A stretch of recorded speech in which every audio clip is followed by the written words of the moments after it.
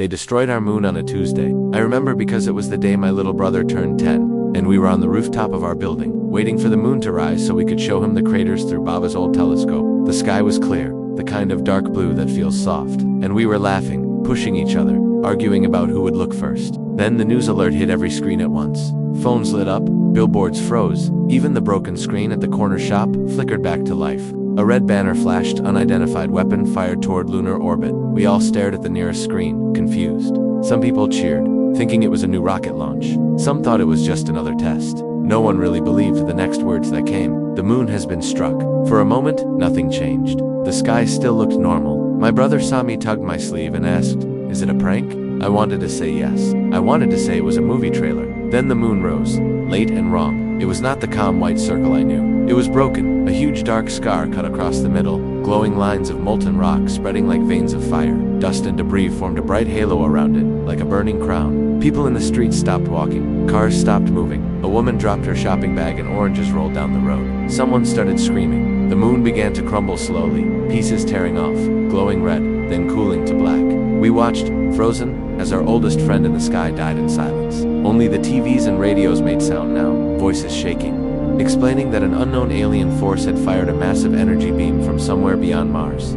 They had not spoken to us. They had not warned us. They had simply erased the moon, something that had been with Earth since before humans walked on it. Tides went wild in the days that followed. The oceans rose and fell like something breathing too fast. Some coasts were swallowed. Some ships capsized. There were storms with waves taller than buildings. The nights became too dark or too bright, depending on where the broken pieces of the moon drifted. Some called them ghost moons. Others refused to look up at all. My mother cried quietly for days, not just for the cities underwater or the people who were gone, but for the moon itself. She said it felt like losing a relative we had never met but always loved. Governments around the world tried to speak to the ones who did it. They sent signals, messages in every language and code. Silence between each attempt, like a held breath. There was no answer. The telescopes in orbit, the stations on Mars, and the deep space arrays searched the dark and finally found it. A fleet? It was not just one ship. It was thousands, maybe millions, arranged like a net stretching across the black. Behind them, even farther away, was something bigger, a structure like a ringed star, bright and cold. They called it the Empire. We learned the name of the ones who destroyed our moon from an intercepted transmission.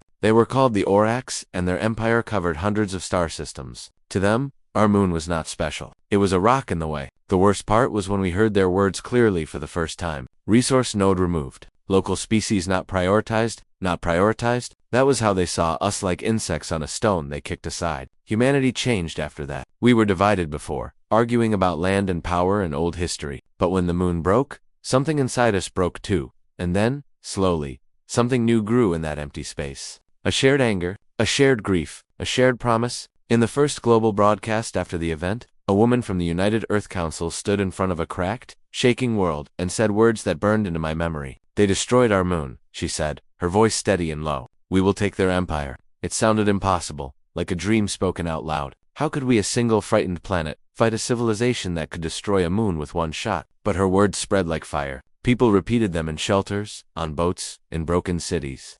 In space stations where astronauts watched the debris of the moon drift past their windows, soldiers wrote it on the sides of their ships. Children scribbled it in notebooks. Sami whispered it to himself at night until he fell asleep. They destroyed our moon. We will take their empire. At first it was just a slogan. Then it became a plan. Old enemies signed treaties. Borders that once mattered started to fade. The best minds from every country were pulled into one place. The Orbital Defense Network. Reborn and renamed the Dawn Forge. They worked in secret labs in the sky, under the oceans, and on the red dust of Mars. They studied every bit of data from the attack, every fragment of the energy beam, every glitch in the Orax signal. They built new ships, faster and smarter, using ideas that had only existed on paper before. We learned to bend space in small ways, to hide our signals, to grow alloys that could heal themselves after a hit. We copied what we could from the Orax, we invented the rest. I was 16 when they tested the first human-made warp drive. I watched the broadcast from a crowded hall at the academy, my heart pounding too fast. We were the moonless generation, the ones who had grown up in the shadow of that broken sky.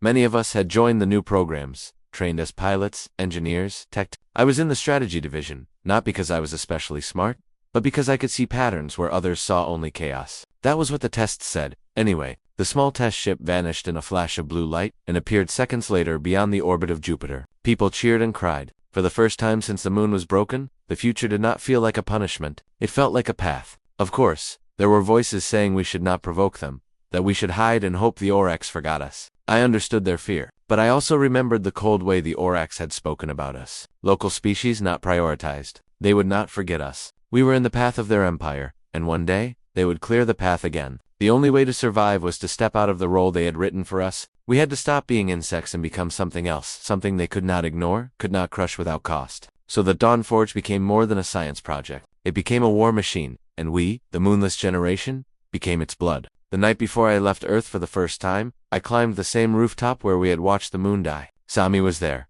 taller now, quieter, with eyes that had seen too many news reports of storms and floods. We looked up at the sky together. The broken moon was mostly gone now, just a thin ruin with scattered pieces still orbiting, like a necklace torn apart. "Do you hate them?" he asked me suddenly. I thought about it. I thought about the fear, the anger, the years of darkness. "I used to," I said softly. "Now I think I want something more than revenge." He turned to me, confused. "What's more than revenge?" I watched a piece of the old moon pass overhead, glowing faintly. "To make sure they can never do this to anyone else," I said. "To take what they've built for themselves alone, and turn it into something better. They call it an empire. We will make it a home for us, and for everyone they stepped on." He was silent for a long moment. Then he spoke our promise again, but this time, it sounded different, more focused, more alive. "They destroyed our moon," he whispered. "We'll take their empire." I nodded, feeling the weight of those words settle into my bones. The next morning, I boarded the ship that would carry me to the front lines of a war that had already begun in secret. I did not know then how much blood it would cost, or what I would have to lose to keep that promise. I only knew this: the moon was gone, but we were still here, and we were coming. The first year after the moon's destruction changed humanity more than the last 100 years combined. We trained, built, argued, rebuilt, failed, and started again, always with the same fire in our hearts. The Orax never contacted us, never warned us, never showed interest in Earth again, as if they believed we were too weak to matter. Their silence was fuel. It made us work harder. The Dawnforge expanded into something massive, a ring of shipyards that circled Earth like a new artificial constellation. Even from the ground, you could see its lights at night, glowing like tiny stars in perfect formation. Every country sent their best to work, their engineers who hadn't slept in days, scientists who scribbled formulas on the walls, pilots who trained until their bodies hurt, and teenagers like me who carried notebooks and dreams bigger than fear. Our leaders said we had 10 years before the Orax returned to clear the resource path they believed Earth was blocking, but the signs came much sooner. I was stationed on the Atlas platform and orbital station near the asteroid belt when we detected the first Orax scout ship. It was shaped like a long crystal shard, sharp and silent, gliding through space like it owned everything it touched. It did not send a signal, did not hide, did not care about being seen. To it, the solar system was simply a place to pass through. Command ordered us not to engage, but the scout changed course, turning toward Earth. For a moment, everyone in the command room froze. Then alarms exploded through the station. The Orax were not just passing by, they were scanning the system again, preparing for something bigger. Earth had expected more time. They had built only the first prototypes of the new fleet. We had only a handful of warp-capable ships, and most of them had never been tested in battle. But then something happened that no one planned. Commander Reyes, head of Dawnforge's tactical division, stepped into the command room with his jaw set and his eyes burning, the kind of expression that meant a decision had been made long before he entered. "If the Orax are here early," he said, "then so are we." No one argued. Some said later that Reyes broke protocol. Others said he saved the future. He gave the order, launched the Horizon Wing, and that was how I found myself in my first real operation, sitting inside a ship that was still warm from the assembly line. The vessel was called the Hellion, small and fast, shaped like a folded blade. It wasn't built for heavy weapons. It was built for speed, stealth, and surprise human traits the Orax had never studied, because they never believed they had to. As we launched from the Atlas platform, I remember gripping the edge of my seat so tightly, my fingers ached. Sami had given me a small metal charm the day I left Earth, shaped like a crescent moon. I kept it tied to my wrist now, even though the moon it copied no longer existed. "Navigator, y status?" Captain Lin asked me, her voice sharp but steady. I swallowed and checked the readings. "Trajectory locked," I said. "Orax ship in visual range in 27 seconds. There was a long silence, broken only by the soft hum of the warp engine. "Don't blink," the weapons officer muttered. "These things don't give second chances." When the Orax ship came into view, it was like seeing a ghost, silent, silver, impossibly smooth, covered in glowing lines that pulsed like veins of light. It looked alive. And for a moment, I felt the same fear I did when the moon cracked in the sky. But we were not the same helpless people we had been then. "Engage cloak," Captain Lin ordered. Our ship shimmered and faded, becoming almost invisible. The Orax scout didn't react. They didn't expect resistance. They didn't expect humans to come for them. "Prepare the pulse," Lin whispered. The pulse was something new, our first weapon built specifically to disrupt Orax shields. If it worked, this mission would be history. If it failed, we would be dust. The moment we moved into position beneath the Orax ship, it finally shifted, its crystal-like body glowing with sudden light as if sensing something wrong. Now, Lin shouted. The pulse fired. For a second, everything went white and silent. Then the Orax ship shuddered violently. Its glowing veins flickered.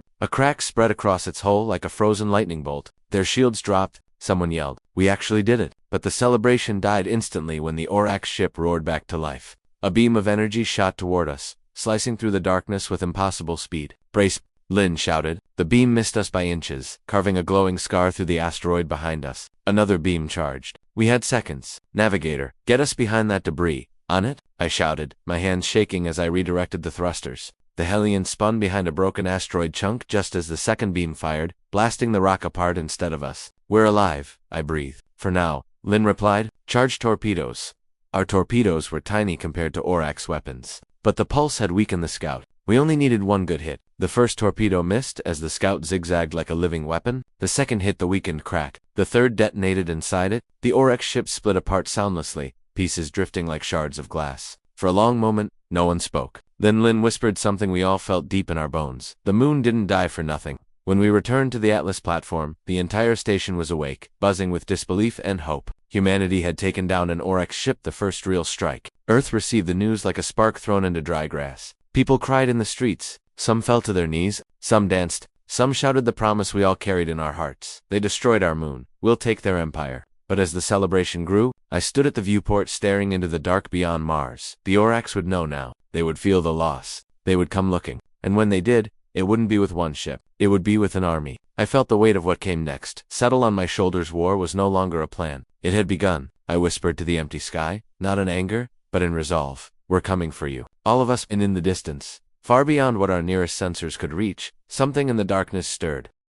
The destruction of the Orax scout ship changed everything, but not in the way we hoped. For a few weeks, humanity celebrated, believing we had proved our strength, believing we had bought time. But the Orax did not retreat, did not hesitate, did not even appear surprised. Instead, they responded in the most terrifying way possible. They woke up. Their empire must have stretched across hundreds of star systems, maybe thousands, and we were nothing more than a lost planet on the edge of their vast map. But when their commander received the message that one of their ships had been destroyed by a non-prioritized species, their tone changed from silence to interest. And interest, in a civilization like theirs, meant danger. The first sign was the sky above Neptune. A flash of blue light, then another, then dozens. Our sensors detected warp signatures, Zorax signatures jumping into the solar system. Not one ship, not 10 hundreds. The Empire had finally turned its gaze fully toward Earth. On the Dawnforge command deck, people moved faster than I had ever seen. Alarms pulsed red. Officers shouted orders. Engineers worked with shaking hands. But the strangest thing was the silence beneath the noise.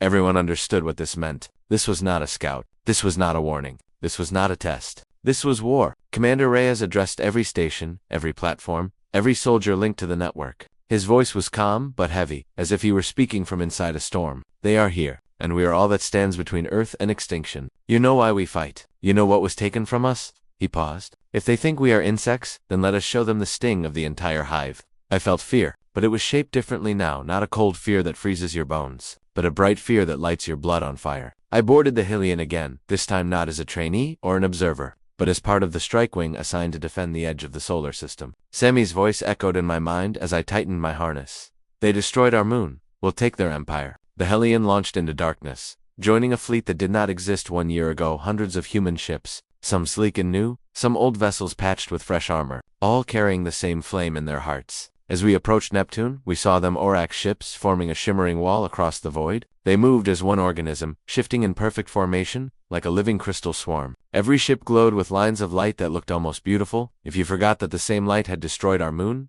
target priority on the lead vessels. Captain Lin ordered. They'll carry the fleet brain. The Orax didn't use captains. They didn't use communication the way we did. Their ships shared thoughts like a hive, controlled from a central vessel known as the Mind Core. If we could disrupt it, their formation would collapse. The battle began with a shockwave of light. Orax beams cut through space so fast they looked like falling stars. Human ships scattered, firing pulse disruptors and warping in sharp, unpredictable bursts. Helion flank left. Avoid the lattice, someone shouted over comms. The lattice was a deadly grid of crossing energy beams the Orax used to trap enemy ships. We swerved hard, the entire ship shaking. My screen lit up with warnings, but we stayed alive. On the right side of the field, 5 human cruisers were sliced apart instantly, exploding like red flowers. On the left, a dreadnought rammed into an Orax carrier, sacrificing itself to tear a hole in the crystal wall. We pushed through the gap. Their mind core ahead, I yelled. The mind core ship was larger than the others, shaped like a glowing ring with a cluster of crystals suspended inside. It pulsed like a beating heart, controlling every Orax ship around it. But it was vulnerable. Its energy was directed outward, not inward. Weapons fire, everything we have, Lin shouted.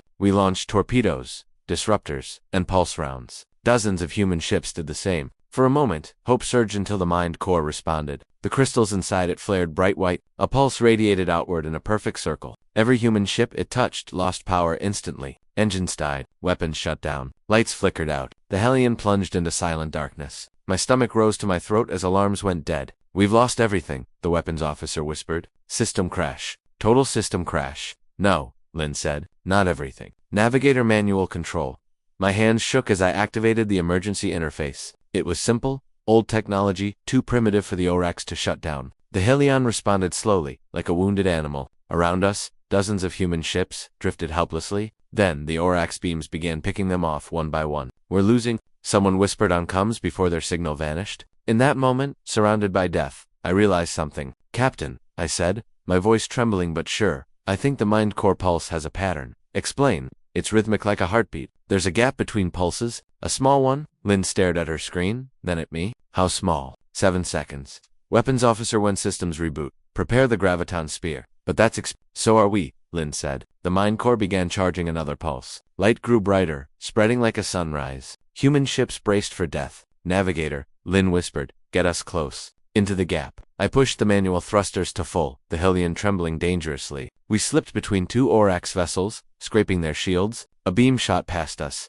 missing by inches. Pulse in 3 seconds, the engineer whispered. 2 seconds. One light exploded behind us as the mind core released its pulse. Dozens more ships fell dark, but the Hellion was already inside the safe gap. Systems online. The weapons officer shouted, firing graviton spear. A huge burst of compressed space shot from our ship, warping the air around it. It struck the mind core dead center. The crystal heart inside cracked, then shattered. The Orax fleet froze. Their lights dimmed. Their formation collapsed like a broken mind. And just like that, humanity won its first real war in space. Cheers erupted across comms. People cried. People screamed. People laughed. But I just stared at the broken mind core floating in the dark, feeling something heavy settle inside me. We had survived, but only barely. And the Orax would not forgive us for this. As we returned to the Atlas platform with the wounded fleet, Commander Reyes spoke the words everyone already felt. This was only the beginning. They destroyed our moon. We took their fleet. Next, we take their empire. I swallowed hard. War had changed us. And now, we were changing the war. The victory at Neptune echoed across Earth like a storm of light. But victory did not feel like celebration, it felt like a warning. We had destroyed the Orax mind core, but in doing so, we had announced ourselves to an empire older than our species, richer than our entire planet, and far more ruthless than any threat we had ever faced. For 3 months after the battle, the solar system was strangely quiet. The Orax ships withdrew beyond our range, leaving empty silence where their deadly beams had once filled the dark. Some humans believed the Orax were reconsidering the war, maybe even afraid of us, but those of us in Dawnforge knew better. Empires do not retreat. They prepare, and during those 3 months of silence, humanity did too. The Dawnforge expanded 3 more rings around Earth, each one larger than the last, forming an industrial halo that glowed with blue and gold lights. Entire nations moved their factories into orbit, and the night sky changed again, this time glowing not with broken moon fragments, but with human ambition. New ships rolled out every day, sleek interceptors, heavy cruisers, mobile carriers, and the first generation of warp lancers, ships designed to punch holes through space itself. I spent those months training harder than ever, learning enemy formations, studying Orax language patterns, and simulating hundreds of battles. But something inside me was changing. I realized I wasn't fighting out of anger anymore. I wasn't even fighting for revenge. I was fighting because I could not stand the idea of humanity bowing its head to a species that saw life as meaningless. I was fighting because I wanted a universe where no planet had to fear a weapon fired from the dark. During this time, Commander Reyes called a meeting for all division leads and frontline officers, including Captain Lin and me. We gathered in the largest strategy chamber on Atlas's platform, a floating hall with a glass floor revealing Earth below, glowing blue like a fragile jewel. Reyes stood at the center, hands behind his back, eyes sharp. The Orax are building something, he said without preamble. Something large, something powerful. A hologram formed above us, a ring of metal larger than any planet we knew, rotating slowly around a star in enemy territory. This, Reyes said, is the Orax core gate, the heart of their empire.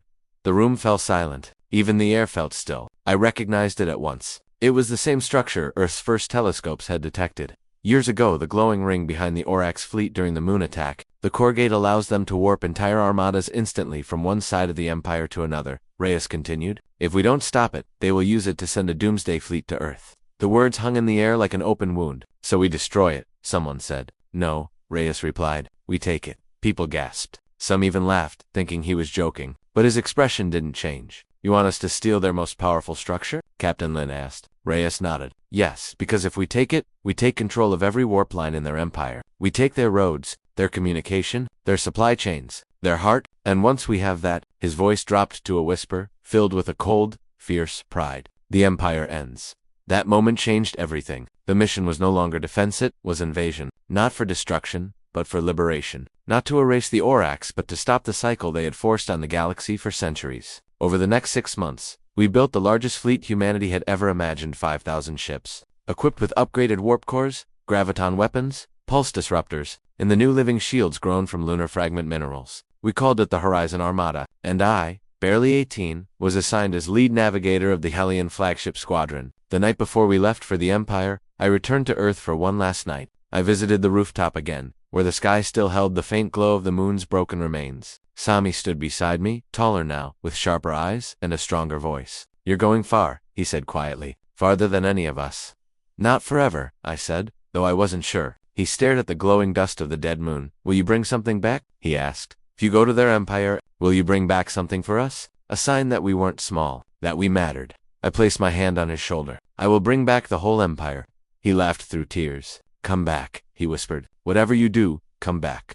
The next morning, the Horizons launched. From orbit, they looked like a river of light leaving Earth, a shimmering stream of silver and blue, heading toward the dark between stars. We warped past Mars, past Jupiter, past the broken remains of the moon's halo. Every jump took us farther from home, deeper into the unknown. The first time we entered Oryx space, I felt it like a pressure in my chest, a vibration in the air. Their territory was dense with structures, floating mines, crystal stations, long chains of ships drifting like mechanical snakes. But the strangest thing was the silence. No transmissions, no warnings, no ships approaching. It was as if they were inviting us deeper. It was a trap, of course. We knew it, but we had no choice. The war was already written in the sky. As we moved toward the core gate, the space around us darkened. Stars disappeared behind massive Orax constructs, walls, rings, and floating machines built with a beauty that hid their cruelty. Then we saw it, the core gate itself. A ring the size of a planet, glowing with a light that felt alive. Its energy pulsed like a heartbeat, shaking our ship slightly even from a distance. That's it,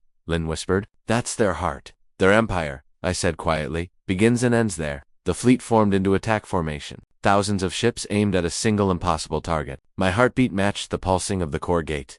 Humanity was about to challenge a god. This is where we show them, Reyes said over the com, that the species they underestimated will be the species that ends their reign. I held my breath. The stars went silent. And then the core gate woke up. The core gate waking up was not like a machine turning on. It was like a star taking its first breath in 1,000 years. The entire ring brightened with blinding white gold light that rippled across space like waves through water. Our ships trembled as the energy washed over us, not as an attack, but as a warning, an ancient, powerful presence opening its eyes. The Orax finally saw us, truly saw us, not as insects, but as invaders standing at their front door. Every sensor in the Horizon Armada lit up with alerts, energy spikes, unknown signals, structures moving. From the inside of the core gate, thousands of Orax ships unfolded, like petals blooming on a mechanical flower. Their hulls glowed with the same living crystal as the mine core we fought at Neptune, but stronger, brighter, humming with raw power. Captain Lin whispered. They were waiting for us. Commander Rhea's voice came through the com, steady as steel. They destroyed our moon. They tried to erase us. Today, we show them what it means to face humanity. The battle began in a burst of light. Orax beams crossed the battlefield in straight, perfect lines, carving through space with deadly precision. Human ships flashed in and out of warp jumps, leaving trails of blue light, firing graviton spears and disruptors. The void between the core gate and our fleet became a storm of energy, exploding with color gold, blue, red, white, every second a dance between life and silence. The Hellion dove between enemy lines, its hull vibrating as beams scraped past us. I guided the ship through the chaos, reading patterns in the battle like threads in a tapestry. Gap at Vector 32, I shouted. Lynn trusted me. She always did. The Hellion slipped through a burst of crystal shrapnel, spinning hard as a massive Orax cruiser exploded behind us. "We need to get closer to the gate," Lynn yelled. "That's the mission." But the core gate was protected by something. Terrible an energy shield that pulsed like a living heartbeat, each pulse strong enough to tear ships apart. The first human cruiser that tried to punch through the shield disintegrated in a flash of golden fire. "There has to be a weakness," Reyes said. "Navigator, find it." My hands flew over the controls. I studied the pulses, fast, slow, like breathing, like I froze. "Captain," I whispered. "The shield. It's synced with the gate's heart. Every time the pulse drops, the shield weakens for less than half a second." "How weak?" "Weak enough for one ship." Lynn looked at me, understanding immediately. "But not a fleet." "No," I whispered. "But maybe one ship is enough." Reyes listened silently, then said, "Helion, prepare for breach." My heart dropped. If we breached the shield, we would be inside the core gate alone, surrounded by the Empire's hearts. "If we fail," I said quietly, "the entire fleet dies." "If we don't try," Reyes replied, "Earth dies." I swallowed hard and nodded. This was why we came. This was why the moon died. Not for revenge, but for survival. "All ships," Reyes commanded, "cover the Hellion." We flew toward the core gate. Thousands of human ships forming a wall of fire behind us, pushing back the Orax line. The gate's shield pulsed. 3 seconds. I yelled, 2-1 now. The Hellion shot forward like a silver arrow. We plunged through the weakening shield just as it surged behind us, sealing the breach. We were inside. Everything went silent. The interior of the core gate was massive, an endless hollow space filled with floating platforms, glowing crystals, and rivers of pure energy flowing like molten light. It was beautiful and terrifying, like staring into the heart of a star. "There," Lynn whispered. "The core heart chamber." At the center of the ring was a massive crystal sphere, glowing with swirling galaxies inside like a tiny universe trapped in a cage. That was the heart, the source of their empire's power, the brain of every ship, the reason they were unstoppable, and the reason they needed to be stopped. As we approached, a deep voice echoed in our minds, not spoken out loud, not overcomes, directly into us. "You are small, you are fragile, you are temporary." The Orax were speaking to us, not in words, but in thought. "Your moon was not a target, it was debris. Your world is dust beneath an empire that has lasted 1,000 cycles." For the first time, we felt their arrogance not as words, but as emotion, cold, absolute superiority. Live your tiny lives. You cannot break an empire," Lynn whispered. "We already have." I felt something rise in me, anger, yes, but also clarity. "You think we're small?" I said aloud, though I knew they could hear my mind. "Maybe we are, but we're not alone. And that makes us bigger than you think." The crystal sphere pulsed violently, as if in irritation. Then the chamber, filled with enemy drones' crystal fragments that swarmed like hornets, glowing bright red. "Bracelin," shouted. The Hellion spun, firing pulse disruptors, but there were too many. The hull shook, alarms screamed. "We won't last," the engineer cried. "We don't need to last," Lynn said. "We just need one shot." The graviton spear charged. I targeted the exact center of the sphere, where the light was brightest, where it was most alive. "Now," I screamed. The spear fired. A beam of twisted space tore across the chamber, hitting the core heart with the force of a collapsing star. The sphere cracked. Light exploded outward. The drones fell silent. The entire core gate trembled like a giant taking its last breath. Outside, the Orax fleet staggered. Their formations fell apart, their beams flickered, their ships drifted like stunned animals. We had done it. We had cracked the mind of the Empire. "We need to get out," someone shouted, but the gate was collapsing. Energy surged through the chamber like a tidal wave. "Navigator," Len yelled. "A path." I searched desperately. "There an opening forming in the collapsing shield." "There." "Punset," Lynn roared. The Hellion blasted out of the gate just as it imploded behind us, a massive ring of fire expanding through space. The Orax fleet watched their greatest structure crumble in for the first time. They retreated. Thousands of enemy ships warped away like frightened birds. Humanity's fleet erupted in cheers so loud my headset shook. Rhea's voice was full of emotion. "The core gate has fallen. The Empire is breaking. Today, we take the first piece of their throne." As I stared at the dying light of the Orax heart, I felt something shift in the universe. We were no longer fighting for survival. We were fighting for the right to exist among the stars. And the Empire, once untouchable, had begun to fall.